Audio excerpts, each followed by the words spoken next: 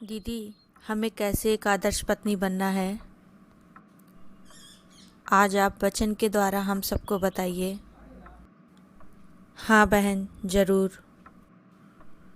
पहले तो ये जाने कि परमेश्वर ने स्त्री को कैसे बनाया। स्त्री मनुष्य की पसली से बनाई गई थी,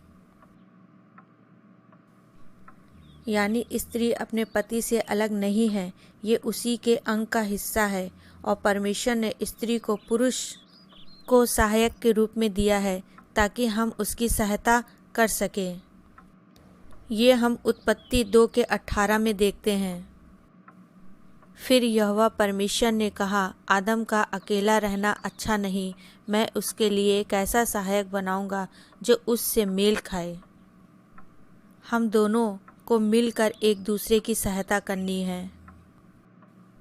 इफिसियों 5 के 22 में वचन बताता है, हे पत्नियों, अपने अपने पति के ऐसे अधीन रहो जैसे प्रभु के।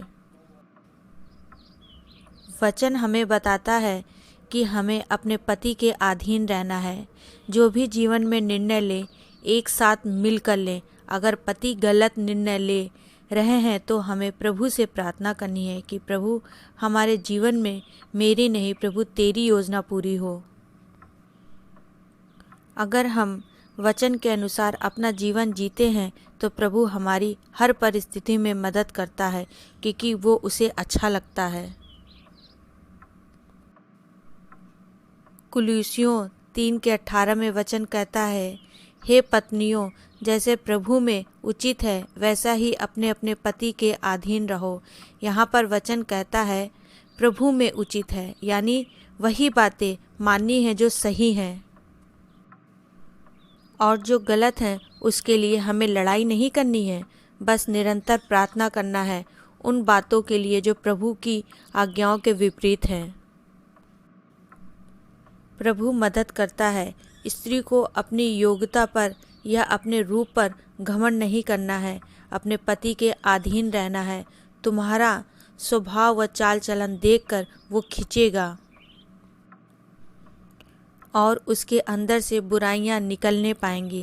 प्रार्थना में बहुत सामर्थ होती है बहन। मेरी भी परिस्थिति बहुत खराब थी बहन, पर जब से मैंने प्रभु को जाना और वचन में जीवन जीना शुरू किया, प्रभु का धन्यवाद हो, सब ठीक हो गया है। क्योंकि शैतान हमारी कमजोरी को हमारा हथियार बनाकर उसका उपयोग करता है। हमें अपने पति की सारी कमजोरी को लोगों को नहीं, प्रभु को बतानी है।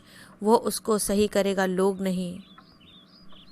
नीति वचन 12 के 4 में वचन कहता है, भली स्त्री अपने पति का मुकुट होती हैं, परंतु जो लज्जा के काम करती हैं वह मानो उसकी हड्डियों को सड़ने का कारण होती हैं। यानी हम पति के पैरों की जूती नहीं, जो अक्सर लोग कहते हैं। यहाँ पर प्रभु का वचन कहता है कि हम उसके मुकुट हैं, यानी उसका गौरव। हमें ऐसा कोई भी काम अपने जीवन में नहीं करना है जो उसको दुख दे। वो प्रभु की नज़र में पाप है। हमें अपनी प्रार्थना प्रभु के सामने रखनी है और अपनी सारी कमजोरी को भी प्रभु के सामने रखनी है। अधिकतर पत्नी पति की कमजोरी प्रभु को बताती हैं, पर खुद में क्या कमी है उसे दूर करने के लिए प्रार्थना नहीं करती हैं। कभी कभी हमारी कमी ही उस लड़ाई को बढ़ाती है। इसलिए हमें पहले अपने स्वभाव को बदलना है, फिर वो भी बदल जाएंगे, क्योंकि प्रभु दोनों के स्वभाव को जानता है और दोनों के मन में क्या है वो भी जानता है। हम प्रभु से कुछ भी नहीं छुपा सकते हैं। दीदी, प्रभु का धन्यवाद हो इन वचनों के लिए कि प्रभु सब कुछ सही तरीके से बताता है कि हमें कैसा जीवन जीना चाहिए।